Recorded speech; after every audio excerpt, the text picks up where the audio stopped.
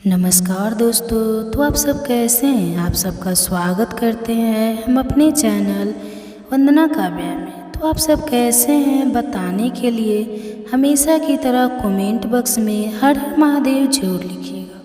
दोस्तों आज हम बात करते हैं कुछ ऐसे उपाय के बारे में जो केवल सावन के महीने में ही किया जाता है, क्योंकि दोस्तों आप सब जानते हैं कि सावन का महीना खासकर भोलेनाथ और माता पार्वती को समर्पित है।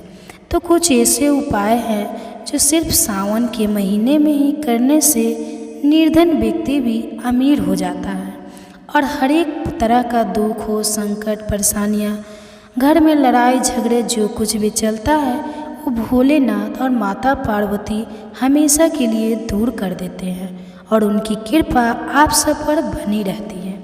तो दोस्तों आज हम बात करते हैं 28 जुलाई सावन मास के रविवार की रात नमक से कर लेना आज की वीडियो में बता दें। तो यह उपाय हम नमक के उन उपायों के बारे में बताने वाले हैं जो बहुत ही सरल से और अचूक उपाय हैं। इन उपायों को अगर आप रविवार के दिन 2 या 4 मिनट निकाल करके कर लेते हैं तो मान के चलिए आपके जीवन में खुशहाली आएगी। आप अपने जीवन में काम जो कर रहे हैं, जो काम करना शुरू करेंगे उस काम में आप हासिल होंगे। तो दोस्तों ज्योतिष शास्त्र में नमक को बहुत ही बताया गया है ज़्यादा उपाय। कहते हैं कि उपाय अगर सही दिन पर सही मुहूर्त पर कर लिया जाए तो यह कभी भी विफल नहीं जाता है। दोस्तों नमक को बहुत सी पूजा पाठ में भी इस्तेमाल किया जाता है। बहुत से पूजा पाठ में अगर नमक का इस्तेमाल ना किया जाए तो उन पूजा पाठों को पूरी तरह से प्रसन्न नहीं समझा जाता है और घर के नमक के डिब्बे में चुपचाप रख देना यह गुप्त चीज़ माता लक्ष्मी जी के आशीर्वाद से आपके जीवन में होगी धन की वर्षा और बन जाओगे आप धनवान। क्योंकि दोस्तों सबसे पहले तो आप कमेंट बॉक्स में जाकर के हमको यह बताइए क्या आपके घर में अपने लिए एक नमक का डिब्बा अलग से रखा है कि नहीं रखा है। क्योंकि यदि आपके पास अलग से एक नमक डब्बा नहीं रखा है तो आज ऐसे डिब्बे का इंतज़ाम कर लीजिए जिसमें आपको नमक भरना होगा। क्योंकि जिस उपाय के बारे में आज आपको हम बता रहे हैं उस उपाय में सिर्फ आपको नमक के डिब्बे में वह गुप्त चीज़ है जिसके बारे में तंत्र शास्त्र में लिखा हुआ है और वहाँ गुप्त चीज़ जैसे ही नमक के डिब्बे में आप छुपाते हैं या रखते हैं तो मान के चलिए ना सिर्फ आपको अपने जन्मांतर की गरीबी, परेशानी, कष्ट सभी से मुक्ति मिल जाएगी। बल्कि आपके जीवन में आपको सुख, समृद्धि, धन, दौलत, ऐश्वर्य की हासिल होगी। एक बात को समझ लीजिए दोस्तों, एक व्यक्ति के घर में जो नमक का डब्बा होता है वह सीधे सीधे उस व्यक्ति के आर्थिक स्थिति से संबंध रखता है। एक जरूर देखिए शास्त्र में साफ साफ लिखा हुआ है कि यदि एक घर में नमक डिब्बा खाली हो जाता है तो इससे उस घर की स्थिति पर बहुत बड़ा फर्क पड़ता है और उस घर का वास्तु दोष भी खराब होने लगता है। तो दोस्तों नमक के साथ की कई लापरवाही आपके गरीबी जैसी हालत ला सकती है। मान के चलिए यदि आप नमक को लेकर के सावधानी नहीं बरतते हैं तो आपके जीवन में कई प्रकार की परेशानियों का आपको सामना करना पड़ता है। किंतु दूसरी तरफ यदि आप नमक को लेकर के वहाँ उपाय करते हैं जिसके बारे में तंत्र शास्त्र में लिखा हुआ है तो मान के चलिए दोस्तों ना सिर्फ आपकी तिजोरी धन से भर जाएगी बल्कि आपके ऊपर धन की वर्षा होगी। यहाँ तक आपके आने वाली 7 पीढ़ियाँ भी धन पर राज करेंगे। तो दोस्तों यदि आप लोग करोड़पति बनना चाहते हैं, आप चाहते हैं कि आपके जीवन से हर प्रकार की गरीबी, परेशानी, कष्ट, समस्याएं, दुख, दरिद्रता से आपको मुक्ति मिल जाए, आपके जीवन में कभी भी आपको किसी भी प्रकार के कष्ट का सामना ना करना पड़े, तो साक्षात आपको माता लक्ष्मी जी का वरदान है और वह आशीर्वाद मिले, जिसके पश्चात आपके घर पर धन की वर्षा हो, आपकी आने वाली 7 पीढ़ियाँ भी पैसों पर राज करें। तो आज की इस वीडियो को लास्ट तक बिना भगाए देखिएगा, क्योंकि नमक एक बहुत साधारण सी चीज़ है और नमक लगभग हमारे भारत में हर घर में होता है, किंतु ये उपायों को करना कैसे है यह हर व्यक्ति को नहीं पता होता है। आज इस वीडियो में हम आपको तंत्र शास्त्र के अनुसार नमक के उन उपायों के बारे में बताने जा रहे हैं, जिन उपायों को यदि सही विधि विधान से सही मुहूर्त पर आप कर लेते हैं तो माता लक्ष्मी जी का वो वरदान और वह आशीर्वाद आपको लेगा, जिसके पश्चात आपके जीवन में आपको सफल होने से कोई नहीं रोक पाएगा। देखिए दोस्तों, बहुत ध्यान से सुनिए। कब माता लक्ष्मी जी को यदि प्रसन्न करना है तो तंत्र शास्त्र आपको नमक के भाव उपाय करना चाहिए, जो आपको हम बता रहे हैं।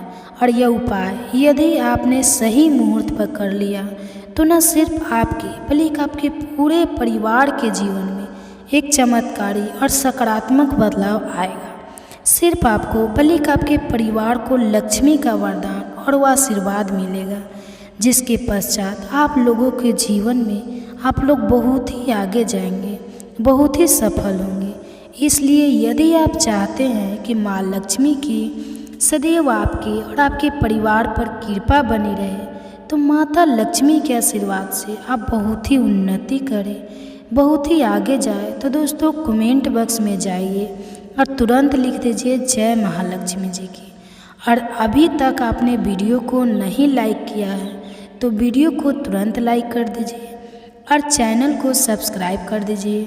तो दोस्तों, स्वाद नमक के बिना होता है, वैसे ही मनुष्य के जीवन में भी नमक के बिना उसका पूरा जीवन अधूरा समझा जाता है, क्योंकि नमक न सिर्फ घर के वास्तु दोष से संबंध रखता है, बल्कि नमक एक व्यक्ति की आर्थिक स्थिति को भी दर्शाता है।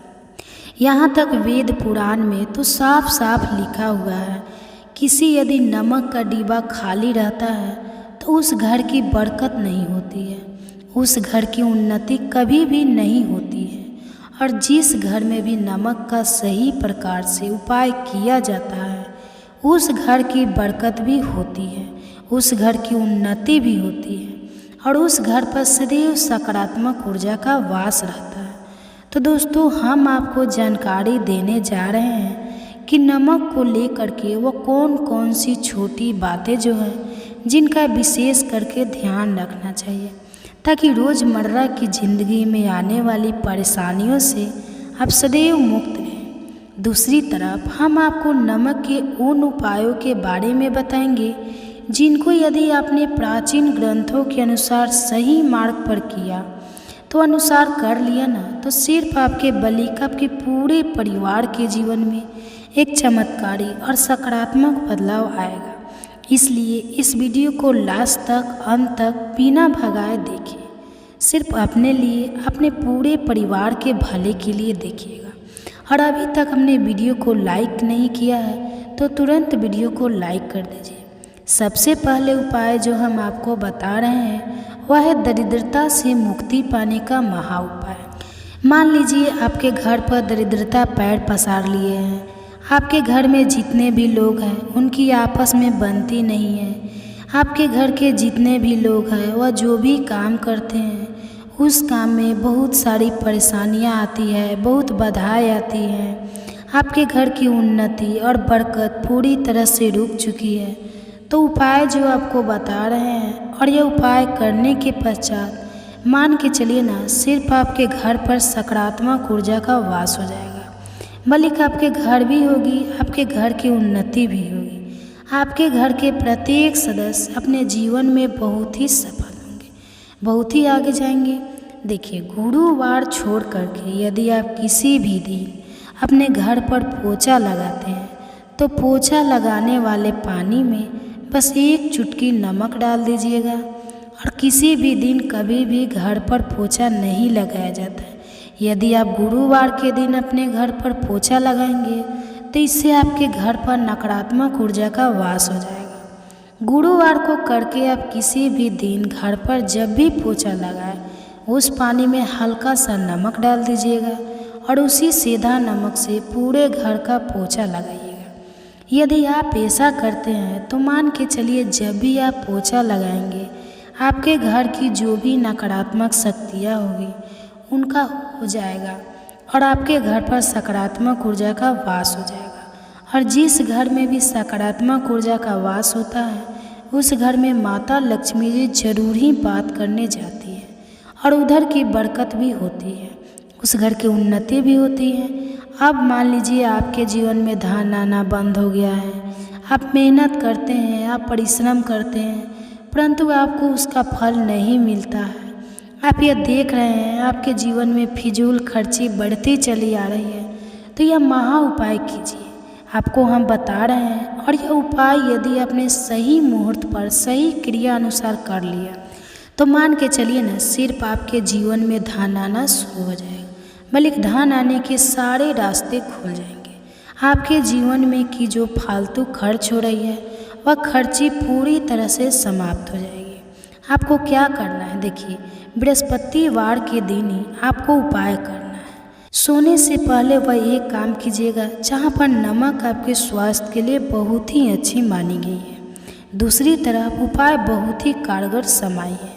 कहते हैं नमक का सही उपाय किसी भी मानव की बंद किस्मत के ताले को जल्दी खुल सकती है। नमक के होते हैं, बस इनकी शर्तें यह होती है कि इनको आपको सही माहौल पर करना होता है। और मान के चलिए आपके जीवन में कैसे ही परेशानी हो और कैसी भी परेशानी हो, हर तरह के दुख से आपको मुक्ति मिलती है और आपके जीवन में सुख समृद्धि और घर में वृद्धि होती है। तो दोस्तों नमक के उन उपायों के बारे में हम आपको बताने वाले हैं जिन उपायों के धर्म तंत्र शास्त्र और कई तरह के शास्त्रों में लिखा हुआ है।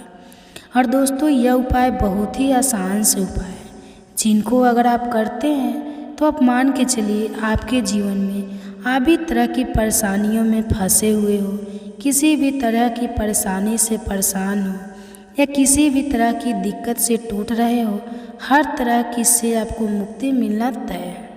तो दोस्तों अगर आप अपने जीवन में कैसी भी मनोकामना रखते हैं, जैसे मान लीजिए आपके जीवन में बंद था, तो नमक का वो उपाय कर लीजिए जो हमारे धर्म शास्त्र में लिखा हुआ है, तो चारों ओर से पैसा खींचता है। तो धन्यवाद। आज की कहानी भगवान भोलेनाथ की उस भक्त की कहानी है जो एक मोची का काम करता है, जो जूते चप्पल बनाने का कार्य करता है। दोस्तों यह कहानी, यह प्रसंग बहुत ही ज्ञानवर्धक और भगवान शिव की भक्ति की कहानी है, इसलिए कहानी को पूरा जरूर सुनना। दोस्तों आज की कहानी में आप जानेंगे कि भगवान किसको देते हैं, किससे छीन लेते हैं। इस कहानी को ठीक से समझ लिया तो कई पीढ़ियों तक गरीबी देखने को नहीं मिलेगी। भगवान किसको देते हैं और किससे छीन लेते हैं।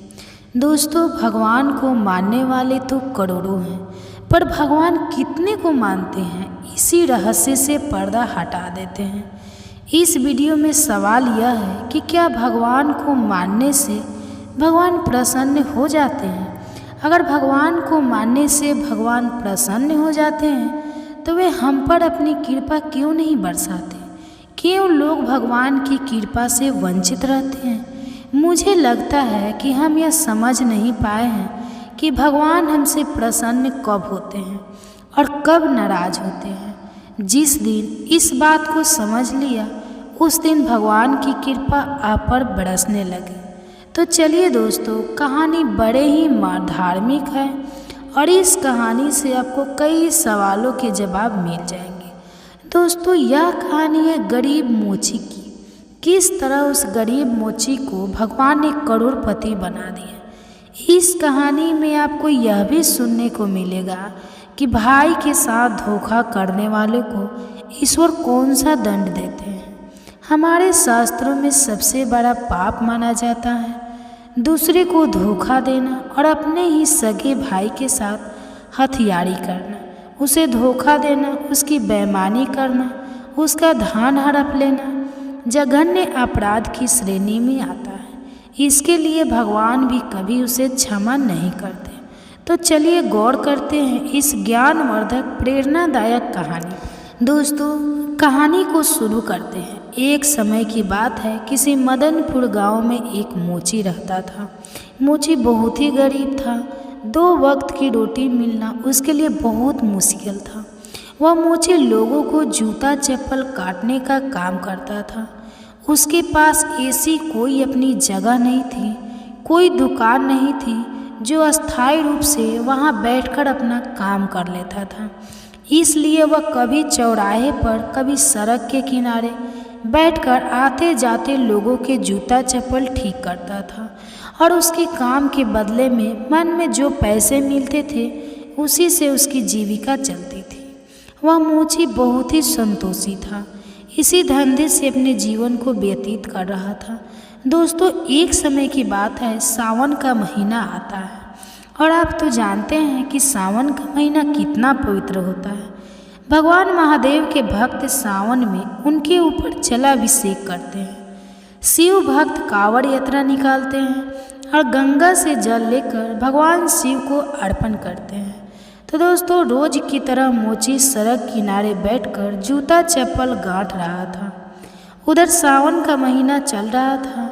बहुत से लोग भगवान भोलेनाथ के भक्त श्रद्धालु कांवड़ लेकर भोलेनाथ पर जल चढ़ाने के लिए जा रहे थे। मोची सड़क के किनारे बैठा हुआ लोगों के जूते चप्पल सील रहा था। तब उसने देखा कि भारी भीड़ के साथ लोग कांवड़ लेकर भगवान शिव को जल अर्पण करने के लिए मस्ती में चले जा रहे हैं। तो दोस्तों, लोगों को भगवान महादेव पर जलाभिषेक करने के लिए जाते हुए देखा तो उस मोची के अंदर में एक भावना उत्पन्न हुई कि मैं भी भगवान शिव के लिए कांवड़ लेकर जाऊंगा और उन पर जलाभिषेक करूंगा। लेकिन वह बेचारा मन मारकर रह गया। सोचने लगा कि मेरे पास तो इतना पैसा ही नहीं है, मैं कांवड़ कैसे ले जाऊंगा। मैं पूरे दिन कमाता हूँ, तब सुबह शाम की रोटी मिल पाती है, फिर कांवड़ के लिए पैसे कहाँ से लाऊंगा। पूरे दिन काम करके बस इतना ही कमा पाता हूँ। वह मोची यह सब बातें सोचकर मन को मार कर रह जाता है। लेकिन भगवान भोलेनाथ के प्रति उसके मन में भक्ति का भाव जागृत हो चुका था। उसने यह फैसला किया कि मैं भगवान भोलेनाथ पर कांवड़ लेकर जाकर जलाभिषेक जरूर करूँगा, लेकिन अभी नहीं तो अगले साल जब सावन का महीना फिर से आएगा। तो दोस्तों, इस तरीक़ा से विचार करने के बाद वह अपने काम में रोज के काम में मस्त रहता है। लेकिन उसे भगवान शिव के प्रति उसके मन में भक्ति बढ़ती चली गई। अब तो वह सुबह शाम भगवान शिव की पूजा करता था और पूरे दिन सड़क किनारे जा कर के लोगों के जूता चप्पल सिलता था। एक दिन की बात है, वह मोच एक दिन कहीं जा रहा था तो रास्ते में उसे कुम्हार की दुकान दिखाई पड़ी। कुम्हार मिट्टी के बर्तनों को बना रहा था। उस मोची की नज़र पहुंचती है तो उसने देखा कि वहाँ पड़े गुल्लक रखी हुई थी जिसमें पैसे भरे जाते हैं। जब उसने गुल्लक को देखा तो विचार किया कि मैं रोज़ रोज़ जो पैसा कमाते हैं उसमें से 2-4 पैसे बचा कर मैं इस गुल्लक में डालता रहूँगा। इसी तरह से मैं 1 साल में इतना पैसा इस गुल्लक में जमा कर लूँगा कि अगले साल मैं भगवान भोलेनाथ पर कांवड़ लेकर जल चढ़ाने जा सकूँगा, उन्हें जलाभिषेक कर सकूँगा। दोस्तों, मोची न उस गुल्लक को कुम्हार से ले लेता है और गुल्लक लेकर अपने घर पर चला जाता है। घर आकर वह अपनी पत्नी से कहता है कि देखिए, हम गुल्लक लेकर आए हैं। पत्नी कहती है, जी इसका क्या करोगे। मोची ने अपने मन की इच्छा अपनी पत्नी को बताई। कहने लगा, फिर यह हम जो रोज़ पैसा कमाते हैं उसमें से आज से हम 2 पैसा बचाकर इस गुल्लक में डाल दिया करेंगे। धीरे धीरे गुल्लक में 1 साल में कुछ पैसे जमा हो जाएंगे। उसके बाद उन पैसों से हमें कांवड़ तैयार करेंगे और सावन के महीने में भगवान भोलेनाथ पर कांवड़ जल लेकर चढ़ाने जाएंगे। मेरे मन में भी भगवान भोलेनाथ को कांवड़ चढ़ाने की इच्छा उत्पन्न हो रही है। दोस्तों, मोची की बात सुनकर उसकी पत्नी बड़ी खुश होती है और कहती है, स्वामी आज अगर ऐसी बात है तो अब से मैं भी आपके इस काम में सहयोग करूँगी। दोस्तों अब तो वह मोची और उसकी पत्नी भगवान भोलेनाथ की पूजा करते हैं, पूरे दिन अपना काम करते हैं। शाम को जो पैसा कमाकर मोची लाता है उसमें से जो पैसे जो बचते थे उसे गुल्लक में डाल देता था। इस तरीक़ा से समय बीता चला गया और 1 साल के बाद में उसने अपने गुल्लक को भी भर लिया। इधर जब सावन का महीना आ जाता है तो सावन के महीने में हर साल की तरह भगवान शिव के भक्त अपने अपने कांवड़ लेकर के जलाभिषेक करने के लिए भगवान शिव के मंदिर की ओर चल पड़ते हैं। इधर मोची ने जैसे ही देखा तो उसने भी सोचा अब इस सावन में इस साल तो मैं जरूर भगवान शिव के ऊपर कांवड़ में जल चढ़ाऊँ। तो दोस्तों अब वह अपने घर पर चला जाता है और घर पर जा कर के अपनी गुल्लक को तोड़ता है। तो उसमें से जो पैसे निकलते हैं उन्हें ले जाकर बाजार से कांवड़ तैयार करता है। एक प्यारी सी कांवड़ खरीदता है और उसको बहुत अच्छी तरह सजाता है। फिर बड़े भाव के साथ गंगा स्नान करने के लिए जाता है। गंगा स्नान करता है और वहाँ पर अपने लोटे में जल भरकर उसे अपने कांवड़ में रखकर भगवान शिव का जलाभिषेक करने के लिए चल पड़ता है। अब तो दोस्तों शिव के मंदिर की ओर वह बड़ा खुश होकर के शिव का गुणगान करता हुआ मोची चला जा रहा था। कांवड़ उसने अपने कंधे पर रखी हुई थी और बड़ी ही मस्ती में बड़े भाव के साथ निष्काम भाव से भगवान शिव के मंदिर की ओर चलता चला जा रहा था। दोस्तों आपको बता दें कि उधर भगवान शिव और माता पार्वती यह दृश्य देख रही थी। कहते हैं भगवानों की नज़रों से कोई नहीं बचा है, वह सबको देखते हैं। पर कुछ मूर्ख लोगों को लगता है कि चाहे कितना गलत काम करो हमें कौन देख रहा है। वे लोग दुनिया वालों से तो डरते हैं पर भगवान से नहीं डरते। वे यह भूल जाते हैं कि कण में व्यापक ईश्वर हमारा हर एक काम देख रहा है।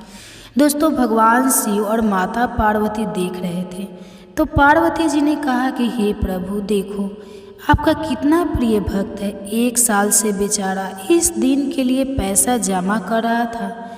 1 साल के बाद में पैसा इकट्ठा करके इसने कांवड़ बनाई है और आपके ऊपर जल चढ़ाने के लिए बड़े भाव के साथ चलता चला जा रहा है। तो दोस्तों तब भगवान शिव कहते हे पार्वती देख तो मैं भी रहा हूँ, तुम सही कह रही हो। यह मेरा भक्त मुझसे मिलने के लिए 1 वर्ष से योजना बना रहा है, एक पैसा इकट्ठा कर रहा था। लेकिन अब मैं इस भक्त की परीक्षा लेना चाहता हूँ कि मेरा भक्त असली है या नकली। इसके मन में वास्तव में मेरे प्रति आस्था है या फिर ऐसे ही ऊपर से मेरा नाम ले रहा है। मैं देखना चाहता हूँ मैं इसके दिल में बसा हुआ हूँ कि नहीं। माता पार्वती ने माना किया हे प्रभु इसकी परीक्षा मत लो, बेचारा बहुत गरीब है। 1 साल से बेचारे ने पैसा इकट्ठा कर पाया है और आप परीक्षा लेकर उसे और भी ज़्यादा दुख दोगे।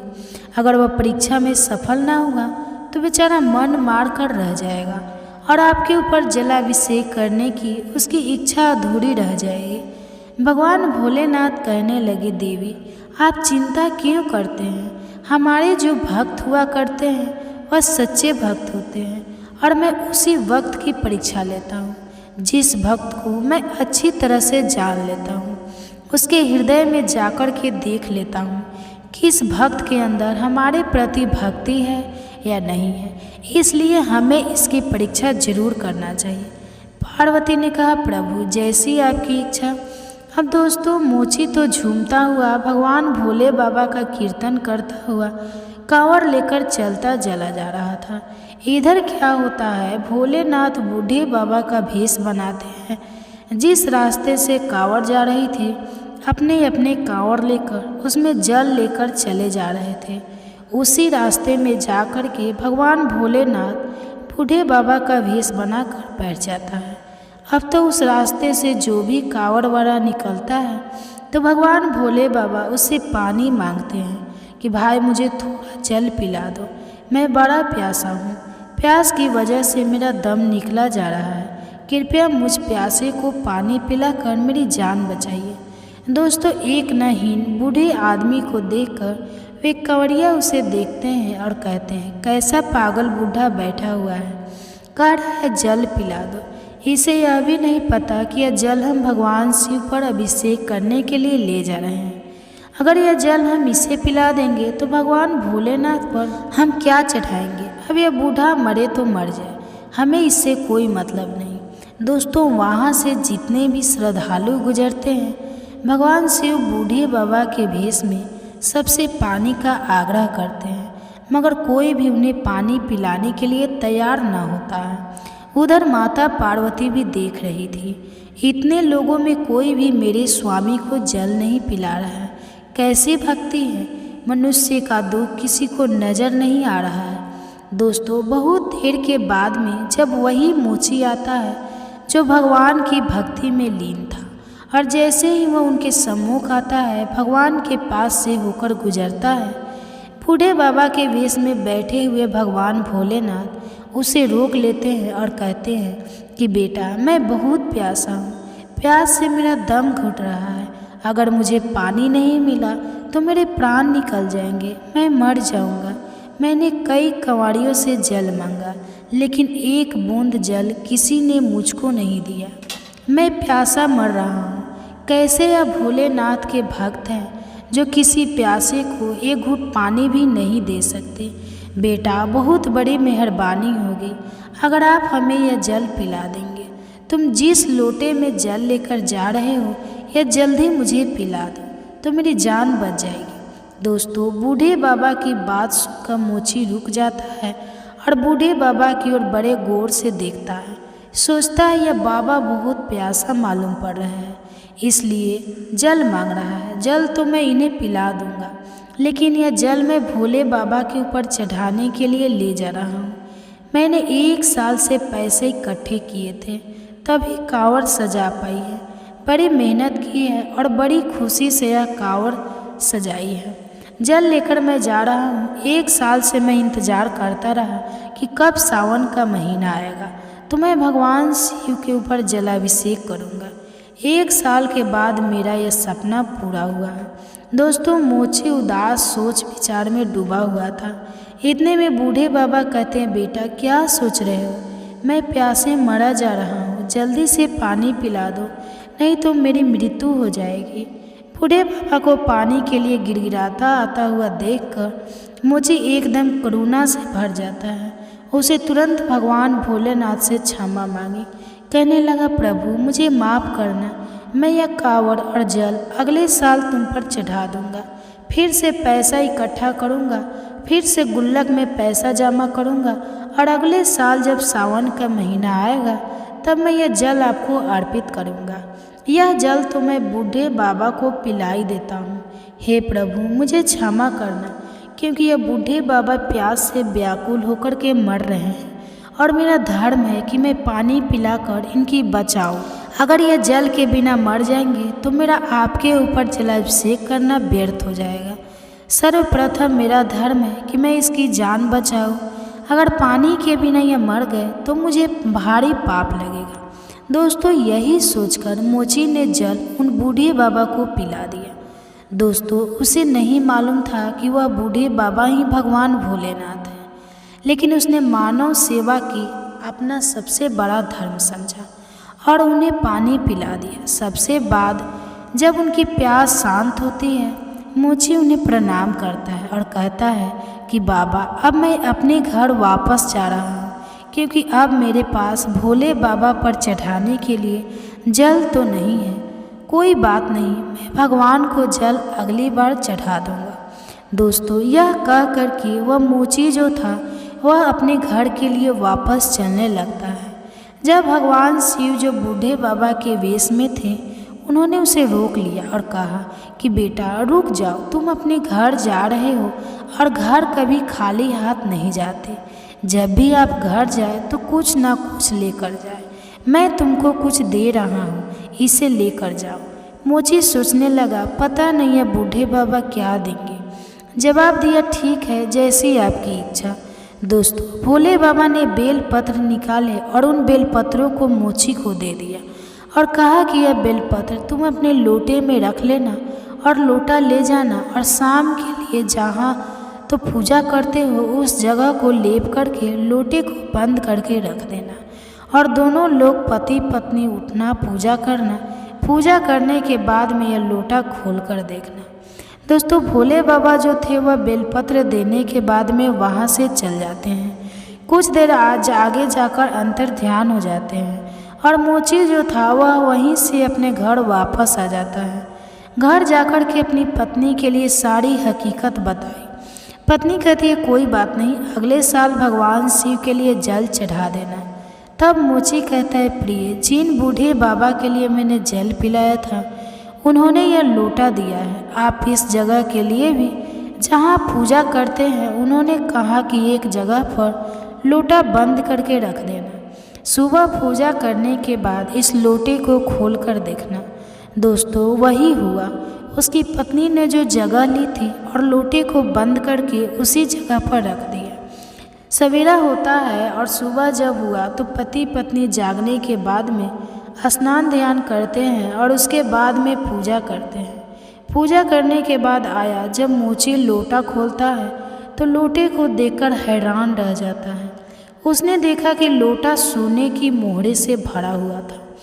मोची ने जब लोटे में सोने की मोहर देखी तो उसकी आंखों में आंसू आ जाते हैं।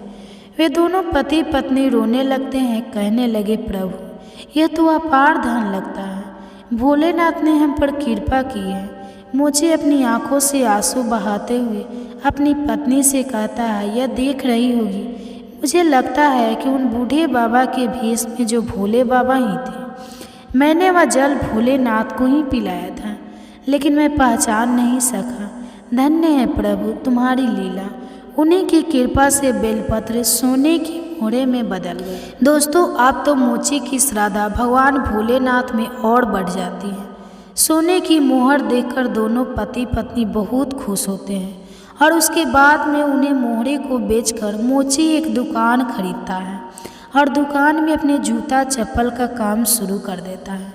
धीरे धीरे उसकी दुकान बहुत अच्छी चलने लगी। भोले बाबा की कृपा से धीरे धीरे उसने दुकान से इतनी तरक्की कर ली कि उसने बहुत पैसा कमा लिया। पैसा कमाने के बाद में उसने बहुत अच्छा एक मकान बनाया और बहुत अच्छा मकान बनाकर दोनों पत्नी पत्नी आनंद से उसमें रहने लगते हैं और भगवान भोलेनाथ की भक्ति में डूब जाते हैं क्योंकि अब उनके पास पैसे की कोई कमी नहीं थी। दोस्तों मोची पैसा वाला तो बन गया लेकिन उसने भोलेनाथ की भक्ति करना नहीं छोड़ा क्योंकि दोस्तों कुछ लोग ऐसे हुआ करते हैं इस दुनिया में, अगर भगवान उनके ऊपर कृपा करते हैं और उनके घर में धन दौलत के भंडार भर दे तो लोग भगवान के ही भूल जाते हैं। लेकिन दोस्तों उस मोची ने भगवान को भुलाया नहीं और दिन प्रतिदिन भगवान की भक्ति करता रहा। सारी खुशियाँ भगवान शिव उसके घर में देती रहे, सारे भंडार उसके भरते रहे। दोस्तों इधर उस मोची का एक भाई था, उसके पहले से ही एक दुकान थी। उसकी दुकान बहुत अच्छी चल रही थी। अचानक उसने देखा कि सड़क किनारे बैठकर जो मेरा भाई रोज जूता चप्पल सीलता है, जिसको सुबह शाम की रोटी मिलना भी मुश्किल था, वह आज अचानक से इतना बड़ा सेठ बन गया। यह गरीब कितना बड़ा पैसा वाला कैसे बन गया। उसने दुकान भी खरीद ली और उसने एक अच्छा सा घर भी बना लिया। इसके पास तो बहुत पैसा है। अपने भाई की तरक्की देखकर उसकी छाती जल जाती है, उसके कलेजे पर सांप लौट जाता है। अपने मोची भाई की तरक्की को उसे हज नहीं होती है। अब वह इस बात से दुखी रहने लगा कि तेरे रात मन ही मन अपने भाई के बैर करने लगा। दोस्तों यह स्वाभाविक है, अगर आपके पास धन अधिक हो जाता है, अच्छी कमाई होने लगती है तो ऐसा करने वाले भी लोग बढ़ जाते हैं। दोस्तों इस प्रकार मोची का भाई उससे जलने लगा। वह उसे किसी तरह से नीचे गिरा देना चाहता था। उसने क्या किया कि उस मोची के ऊपर चोरी का आरोप लगा दिया और गांव वालों ने से कह दिया कि इस मोची ने हमारी दुकान से पैसे चुराए, हमारी दुकान से जूते चप्पल चुरा कर अपनी दुकान में रख लिए। दोस्तों गांव वालों ने उससे पूछा कि क्या तुमने चोरी की है, तुमने अपने भाई की दुकान से पैसे चुराए हैं। दोस्तों उसका भाई भी वही खड़ा हुआ था। भाई कह रहा था, हाँ भैया, इसने हमारी दुकान से पैसे चुराए हैं और सामान भी चुराया है, इसलिए इतना बड़ा पैसे वाला बन गया है। दोस्तों अपने भाई की बात सुनकर वह मुची रोने लगता है और कहता है, नहीं नहीं भाई, मैंने तुम्हारा कुछ नहीं चुराया है, ये तो बूढ़े बाबा की कृपा है, उन्होंने ही मेरे लिए सब कुछ दिया है। दोस्तों उसने सारी बात बताई, सारी घटना जो कि कह सुनाई, लेकिन लोगों को विश्वास नहीं हुआ। लोग कहने लगे कि ये बूढ़े बाबा कौन है। मोर्चे ने जवाब दिया, बूढ़े बाबा अर्थात भोलेनाथ ने हमें सब कुछ दिया है। उसने बताया कि मैं भगवान पर जलाभिषेक करने जा रहा था, रास्ते में प्यासे बूढ़े बाबा मिले, मैंने उन्हें वह जल चढ़ा दिया। उन्होंने मुझे बेलपत्र दिए थे, वह बेलपत्र ही सोने की मोहरे में बन गए। उन्हीं मोहरों को बेचकर मैंने यह सब किया है, मैंने किसी की चोरी नहीं की है। दोस्तों मोची की बात सुनकर सब हंसने लगे और कहने लगे कि यह पागल है, भोले बाबा किसी को देने के लिए स्वयं चलकर नहीं आते। जवाब दिया, नहीं, आप विश्वास करेंगे, यह भोले बाबा नहीं मुझको दिया है।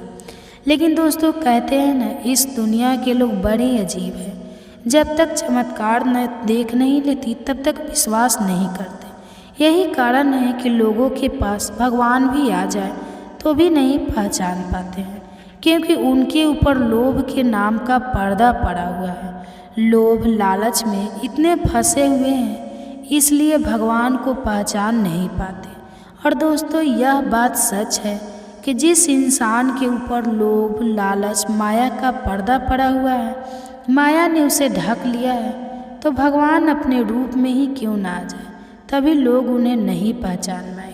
मित्रों गांव के लोगों ने कहा, यह मोची हम सबको बेवकूफ़ बना रहे हैं, भोले बाबा किसी को आके नहीं देता। दोस्तों मोची बहुत रोया, फिर भोले बाबा से शिकायत करता हुआ बोला, हे प्रभु, आपने यह क्या कर दिया, मुझे तो आपने यह धन तो दे दिया और मुझे मिल भी गया, आपकी कृपा से मेरे पास सब कुछ हो गया, यह सब आपका है, आपने दिया है, पर आज मुझे चोर बना दिया गया। इस संसार के लोगों ने मुझे चोर बना दिया है, संसार के लोगों की चोरों, मेरे भाई ने ही मुझे चोर बना दिया। इससे अच्छा तो यही होता कि आप मेरे लिए सब कुछ देते ही नहीं, मैं गरीब ही रहता तो कम से कम मैं चोर तो नहीं बनता। दोस्तों इस तरीके से आज की दुनिया में अनेक प्रकार के लोग रहते हैं। दोस्तों समाज के प्रति दया भाव नहीं है। लोग सोचते हैं कि मैं बहुत बड़ा दान कर रहा हूँ, यह जताने की भावना है। वे भंडारे का लाभ ये दिखाना चाहते हैं, लेकिन भगवान के प्रति भाव नहीं है, दिल में प्रेम नहीं है। दिखावे की बड़ी से बड़ी सेवा भी, बड़ी से बड़ी दौलत भगवान स्वीकार नहीं करते। भगवान उसी से प्रसन्न रहते हैं जो सब जीवों के प्रति दयावान रहता है, जिन्हें हृदय में जीवों के प्रति कठोरता है, दया की भावना नहीं है। वे रात दिन भगवान के मंदिर में बैठे रहेंगे, फिर भी भगवान उनकी नहीं सुनते। भगवान को प्रसन्न करने का अर्थ है समस्त जीव जंतुओं के प्रति दयावान रहना, किसी भूखे प्यासे दीन दुखी रोगी बीमार की सहायता करना। तो दोस्तों यह थी आज की ज्ञानवर्धक वीडियो। अगर आप ऐसे ही रोचक कहानियाँ का लाभ अधिक से अधिक लेना चाहते हैं तो इस वीडियो को लाइक करके हमारे इस चैनल पर जुड़ जाए, हमारे इस चैनल को सब्सक्राइब करें और इस वीडियो को अपने दोस्तों एवं परिवार के साथ साथ शेयर भी जरूर करें। भगवान शिव काले धागे की आपकी इस वीडियो को जो भी सच्चे दिल से लाइक करे, उसकी दुख दर्द पीड़ा गरीबी तमाम परेशानी दूर कर देना। तो मेरे महादेव, हम सब आपकी ही दो संतान हैं, हमसे यदि कोई भूल हो जाए तो हमें क्षमा करें। वीडियो को लाइक ज़रूर करें। तो मेरे महादेव का महीना शुरू हो चुका है। भगवान शिव को सावन का राजा भी कहा जाता है।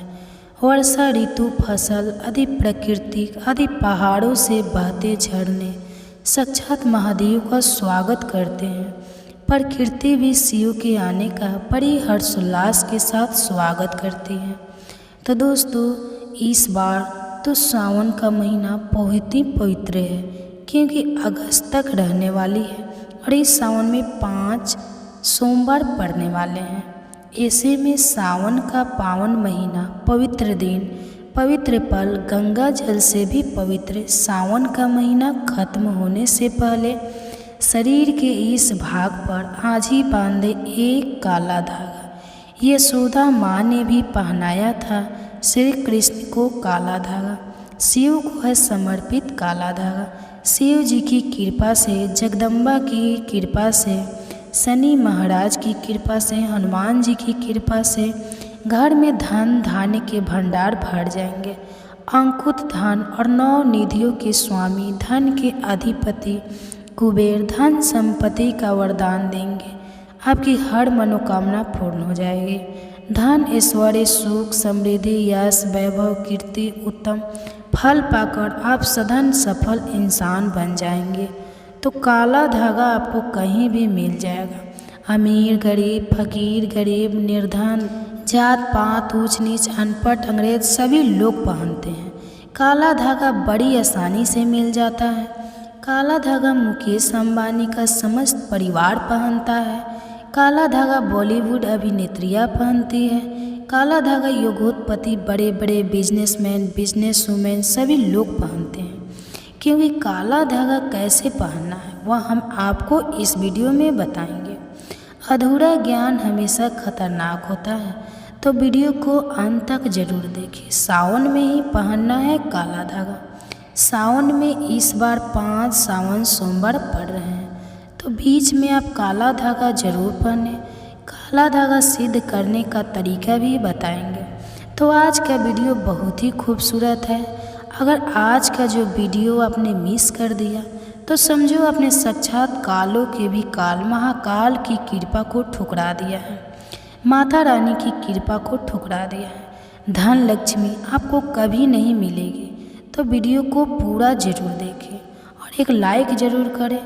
आज हम बताएंगे शरीर के किस अंग पर बांधे काला धागा और क्यों बांधे काला धागा। दोस्तों, आपने तो देखा होगा कि बहुत से लोग काला धागा शरीर पर बांधते हैं। तो कई बड़े उद्योगपति काला धागा शरीर के विशिष्ट हिस्से में बांधते हैं। यहाँ तक कि अगर आप ध्यान से देखिए तो हमारे प्रधानमंत्री के हाथों में भी आपको काला धागा बंधा हुआ दिख जाएगा। तो कहीं ये सक्सेस का महामंत्र तो नहीं है? क्या ये उनकी सफलता के पीछे का राज? आखिर लोग काले धागे क्यों पहनते हैं? शायद आपने इस बारे में कभी सोचा ही नहीं होगा। कई लोग सोचते हैं यह अंधविश्वास है। अगर अंधविश्वास होता तो बड़े बड़े उद्योगपति अपने हाथों में, गले में, पैरों में काला धागा कभी नहीं पहनते। बिना सर पैर की बातें करने वाले आपको बहुत कुछ मिल जाएंगे, लेकिन तर्क कोई नहीं देता। आज हम इस वीडियो को पूरा तर्क दे रहे हैं, साबुत के साथ। वैसे अगर देखा जाए तो काला रंग नकारात्मक ऊर्जा को उत्पन्न करता है और इसलिए किसी भी पूजा पाठ या शुभ कार्य में काले रंग के कपड़े नहीं पहने जाते। लेकिन दोस्तों, काले वस्त्र धारण करना और काला धागा शरीर पर बांधना दोनों में फ़र्क है, और यह फ़र्क ज़मीन आसमान का है। आपने अक्सर देखा होगा छोटे बच्चों को नज़र ना लगे इसलिए काला टीका लगाया जाता है और उनकी नाभि के नीचे भी काला धागा यानी कंधन बांधी जाती है। तो वास्तव में काला रंग हर तरह के अशुभ नहीं है। सृष्टि में काले रंग का उजला सच यही है कि उसे ईश्वर ने भी श्रेष्ठ माना है। काले रंग के महत्व को तो स्वयं शक्ति की देवी माँ काली भी बताती है। आपने भगवान विष्णु को अनेक मूर्तियाँ मंदिरों में देखी होगी, लेकिन जैसा प्रभाव शालिग्राम यानी काले पत्थर से बने विग्रह का माना गया है वह किसी अन्य धातु और पत्थरों से बनी मूर्ति का नहीं। तो तुलसी की मंजीरों से जो बीज निकलते हैं वह भी काले ही होते हैं। उसे शालिग्राम का प्रतीक मानते हैं। काले रंग की गाय को कपिला गाय कहा गया है, जिसे बहुत ही शुभ फलदायी माना जाता है। काली गाय के पैरों के नीचे की मिट्टी भी माथे पर लगाई तो पापों से मुक्ति मिलती है। काले रंग के कुत्तों का ज्योतिष में बड़ा महत्व बताया गया है। इसे भगवान भैरव का वाहन और क्रूर ग्रहों के प्रभाव को दूर करने वाला बताया गया है। साढ़े साथी और शनि की पीढ़ियों को दूर करने के लिए बताया जाता है कि काले कुत्ते को रोटी खिलाएं। दोस्तों, काले रंग का धागा अगर आप अपने शरीर पर धारण करते हैं तो इसकी सबसे बड़ी विशेषता यह है कि यह किसी भी प्रकार की ऊर्जा को आपके शरीर से बाहर निकलने नहीं देता है। तो दोस्तों, आज की वीडियो में हम एक ऐसा असरदारी उपाय बताने वाले हैं जिससे आपका जीवन सकारात्मक तरीके से पूरा बदल जाए। आपको हर कार्य में सफलता मिलने लगेगी, इतनी खुशी आएगी जिसकी आपने कभी कल्पना भी नहीं की होगी। देखिए, जब आप किसी धार्मिक कार्य के लिए जाते हैं, माता वैष्णव के द्वारा जाते हैं, भैरव मंदिर जाते हैं, कोई तीर्थ यात्रा जैसे पूर्णागिरि धाम जाते हैं, हरिद्वार जाते हैं, तब आपको एक अलग से पुजारी जी एक काला धागा जरूर देते हैं। यह काला धागा हमें तब प्राप्त होता है हम पुजारी जी को अपना काला धागा दे देते हैं। तब पुजारी जी बदले में भगवान के चरणों का काला धागा उठाकर आपको प्रसाद के रूप में देते हैं। काला धागा लगभग सभी स्थानों पर धार्मिक यात्रा पर उपलब्ध किया जाता है, जो कि सिद्ध होता है। काला धागा तो बड़ी आसानी से मिल जाती है, बड़ी आसानी से उपलब्ध हो जाता है। काला धागा भयंकर से भयंकर नकारात्मकता को नष्ट करता है और बल प्राप्त करता है। मुख्यतः नकारात्मकता का जो आपके हर काम में बाधा लाती है, घर में अशुभ होता है लाती है, वह इससे खत्म हो जाएगी। यही नकारात्मकता आपके जीवन में रोड़ा बनकर खड़ी होती है। आप चाहे कितनी भी मेहनत मशक्कत कर लो, अपेक्षा अनुसार आपको उसका फल नहीं मिलता। परिणाम धन की कमी हो ही जाती है, आर्थिक समस्याएं सताने लगती है, चिंता बढ़ती है, चिंता साथ में क्लेश लेकर आती है और फिर परिवार में अशांति छा जाती है और फिर पति पत्नी के बीच का संवाद गायब हो जाता है। लड़ाई झगड़े उसकी जगह ले लेते हैं। यह नकारात्मकता आने के कई कारण हो सकते हैं। गृहजनित दोषों से लेकर घर में गलत जगह रखी गई गलत चीज़ें और वास्तु दोष भी इसके कारण हो सकते हैं। लेकिन सबसे बड़ा कारण होता है किसी दूसरे की नज़र लग जाना, ईर्ष्या और जलन की वजह से।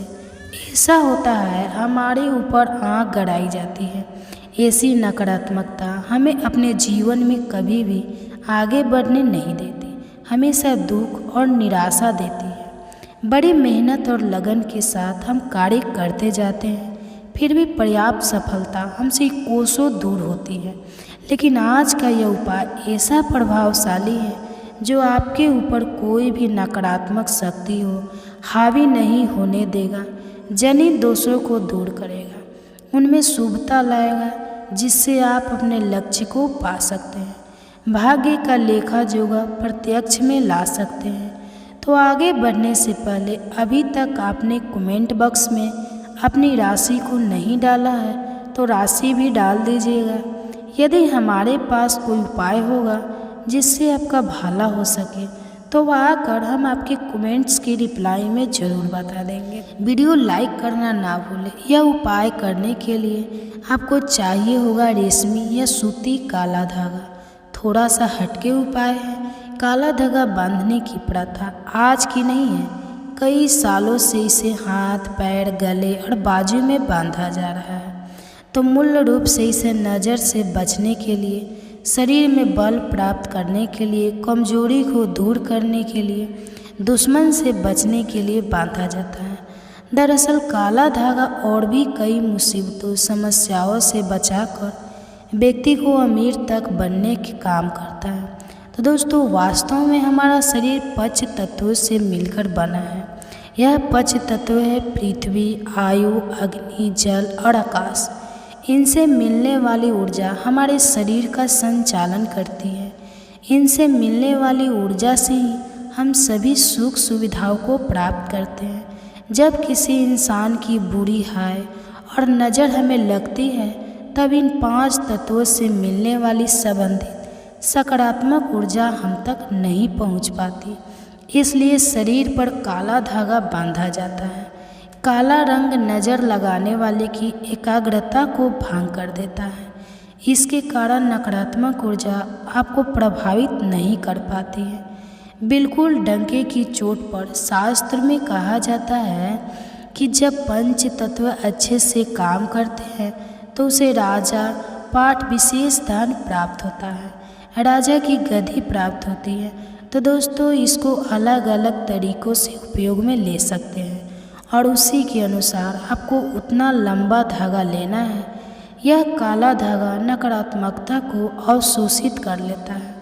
काला रंग बुराइयों को अवशोषित कर लेता है, उन्हें सोख लेता है। और इसी कारण अक्सर आपने देखा होगा कि घर के बड़े बुजुर्ग भी जब आपसे घर में कोई छोटा बच्चा होता है तो उसको किसी की नज़र ना लगे इसलिए काला टीका लगाते हैं। काला टीका पैरों से लेकर हथेली, माथा और गले के पीछे लगाया जाता है। शादी के समय भी दूल्हे दुल्हन को काला टीका लगाया जाता है। यह काला रंग सदैव बुरी शक्तियों से रक्षा करता है। तो सावन सोमवार या सावन के किसी भी समय काला धागा लेकर आपको नज़दीक के किसी शनि मंदिर या हनुमान जी के मंदिर चले जाना है। अगर आप शनि मंदिर जाते हैं तो शनि देव को जो सरसों का तेल चढ़ाया जाता है उस तेल में काले धागों को थोड़ा सा डुबो देना है या फिर थोड़ा सा वह तेल उस धागे पर लगा देना है। अगर आप हनुमान मंदिर जाते हैं तो हनुमान जी के चरणों का सिंदूर इस धागे पर आपको लगाना है और साथ ही आपको धागों में 7 गांठें लगानी है। प्रत्येक गांठ लगाते समय एक समस्या के निराकरण की विनती आपको भगवान से करनी है। तो आपके जीवन की बड़ी 7 समस्याएं 7 गांठें लगाते वक्त आप भगवान को बता सकते हैं, लेकिन याद रहे सावन में ही यह करना है। आपको धन विषमयक समस्या हो, कार्य में अड़चने आती हो, संतान से जुड़ी कुछ परेशानी हो, कर्ज बढ़ता जा रहा हो, पारिवारिक जीवन में क्लेश कला हो, हर एक समस्या भगवान को बताते हुए एक गांठ बांध ले। इस तरह से आप 7 समस्याओं हेतु 7 गांठ लगा दें। फिर भगवान के चरणों में एक दीप जलाकर ओम नमः शनिचराय नमः इस मंत्र का 21 बार जाप करें। इससे क्या होगा, वह काला धागा सिद्ध हो जाएगा। बगैर सिद्ध करे काला धागा पहनने से कोई फायदा नहीं होता, बिल्कुल नुकसान ही मिलेगा।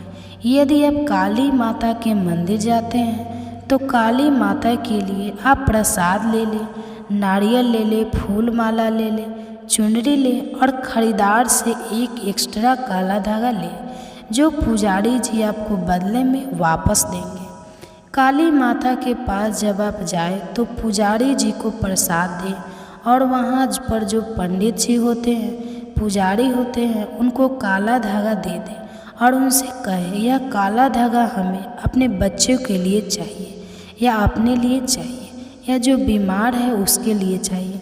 तब पुजारी जी उसी के अनुसार उस काले धागे को सिद्ध करते हैं और आपको देते हैं। आपको जो समस्या है काला धागा लेते समय पुजारी जी को वही समस्या बताए, तभी ही आपको काले धागे का विशेष फल मिलेगा और वैसा ही आपका काम करेगा। काला धागा माता के चरणों से मिला। काला धागा जो पहनता है उसकी कुंडली के बारे में न्याय हो जाते हैं। दुश्मन भी आस पास नहीं भटकता। नज़र दोष, प्रीत दोष, काल सर्प दोष, शनि का दोष भी, मंगल दोष भी नहीं सताता। बच्चे जब पहनते हैं तो नहीं डरते हैं, आराम से सो जाते हैं, फ्रेश होते हैं। बच्चे उनकी तंदुरुस्ती बन जाती है। तो दोस्तों अगर आप सावन के समय किसी भी दिन हनुमान जी के मंदिर जाते हैं तो एक बार आपको पहले आसन लगा लेना है और फिर हनुमान चालीसा का पाठ करना है और अपनी सभी 7 समस्याएं बताते हुए काले धागे में 7 गांठें लगाएं। इसके बाद जिस धागे में आपने गांठें लगाई है उस धागे को दीप के ऊपर से 7 बार उतार लें। उड़ते समय ओम हनुमते नमः इस मंत्र का आपको 7 बार जाप करना है।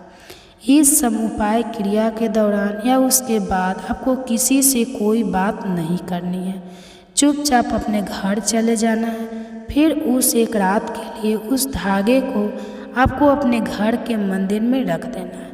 अब उस धागे को अपने या जिस भी व्यक्ति के लिए आप ये उपाय करना चाहते हैं उस व्यक्ति के बाजू में आपको बांध देना है। अगर आपने बड़ा धागा लिया है तो आप अपने परिवार के सभी सदस्यों के बाजू में यह बांध सकते हैं।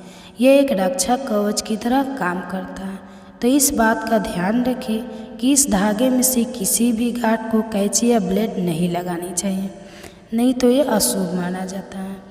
तो दोस्तों ये वीडियो आपको कैसी लगी कमेंट्स करके ज़रूर बताएं। अगर वीडियो अच्छी लगी हो तो वीडियो को लाइक करें और कमेंट बॉक्स में हर हर महादेव जरूर लिखें। तो वीडियो को अंत तक बने रहने के लिए धन्यवाद।